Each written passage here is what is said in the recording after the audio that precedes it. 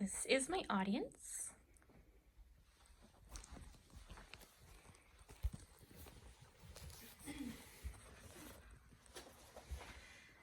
I think it's safe to say that we all hate to be lied to. But as painful as it can be to be lied to, it's also very damaging to be the one doing the lying. I believe that honesty should be constantly and consciously pursued in every situation to contribute to a more fulfilling life. For those of you who believe that honesty is only important in a situation where you might get caught, I want to show you that that is not the case.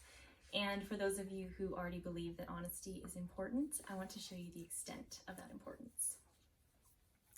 I have read books, journals, and researched websites on this topic, but I also have personal experience because I lived a very unhappy and confused life, and everything changed when I decided to be honest with myself. Today, I will persuade you that dishonesty first is a problem that negatively impacts our lives, that the solution to that problem is to actively pursue honesty, and that the benefits we'll receive are a happy, more fulfilling, and genuine life. First, I want to talk about dishonesty and why it is a problem that negatively impacts our lives. Lying jeopardizes our personal relationships. It threatens our success in society, and it impedes our inner growth. First, let's look at how lying jeopardizes our relationships. I believe that it can do this in a lot of different ways, but I want to talk about just a couple of those today. Lying contributes to divorce, and it also keeps people at a distance. According to the American Psychology Association, 40 to 50% of marriages end in divorce, and that's first marriages. Subsequent marriages, the rate of divorce is even higher, up to 70%. And in Sam Harris's book titled Lying, he states that 10% of communication between spouses is deceptive. I don't want to say that dishonesty is the only reason that people get divorced, but a lot of the commonly given reasons that people say have contributed to divorce, things like infidelity, lack of trust, communication problems, even financial difficulty or addiction, a lot of those issues are rooted in dishonesty.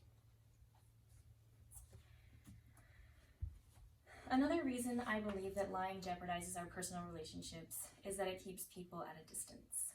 When we are always unable to be completely ourselves with people, that means that we have to wear a mask, and that is a very exhausting and lonely way to live a life.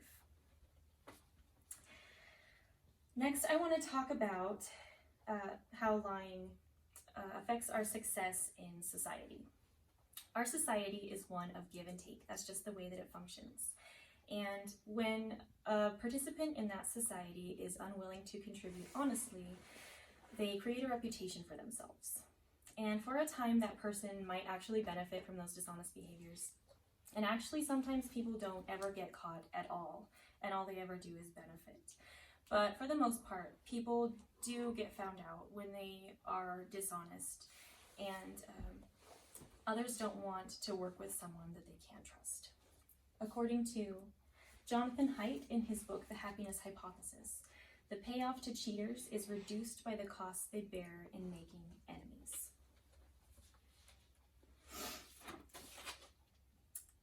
Next, I want to talk about how lying impedes our inner growth. Self-deception is the deceiving of oneself as to one's true feelings, motives, circumstances, etc.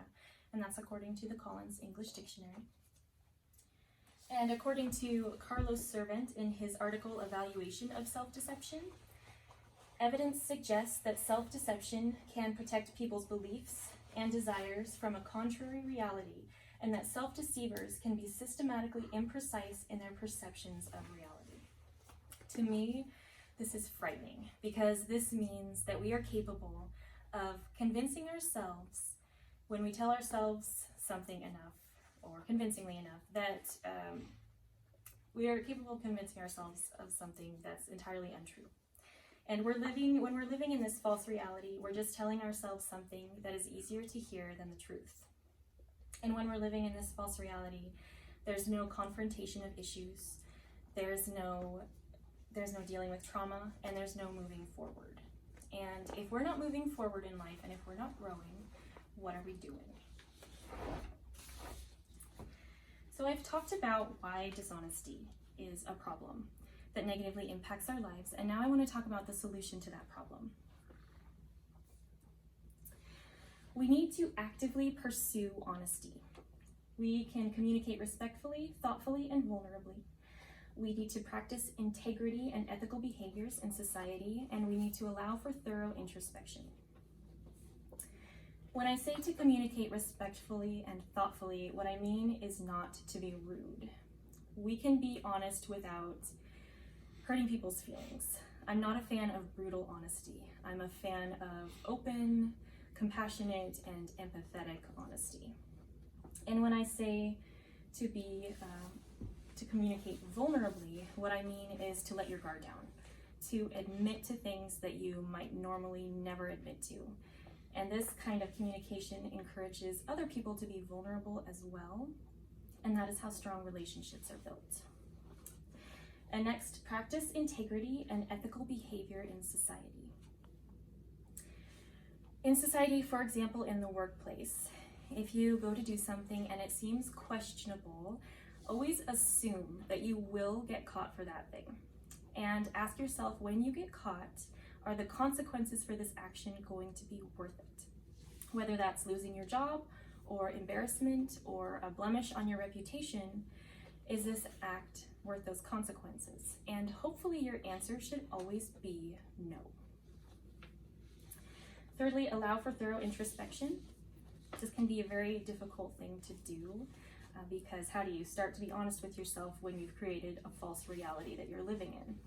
But one pretty simple idea is to just journal. 5 to 10 nonstop minutes. Just journal every single day, all of your thoughts, ideas, emotions, just let them flow uninhibited. And eventually you'll start to learn things about yourself. We've talked about lying and why it's a problem that negatively impacts our lives. And we've talked about the solution to that problem, which is to actively pursue honesty.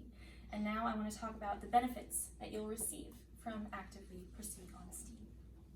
Those benefits are a more fulfilling, happy, and genuine life. Strong, trusting relationships with substance. And a bonus for that is when you're honest with people, other honest people gravitate towards you, so you get those fulfilling relationships.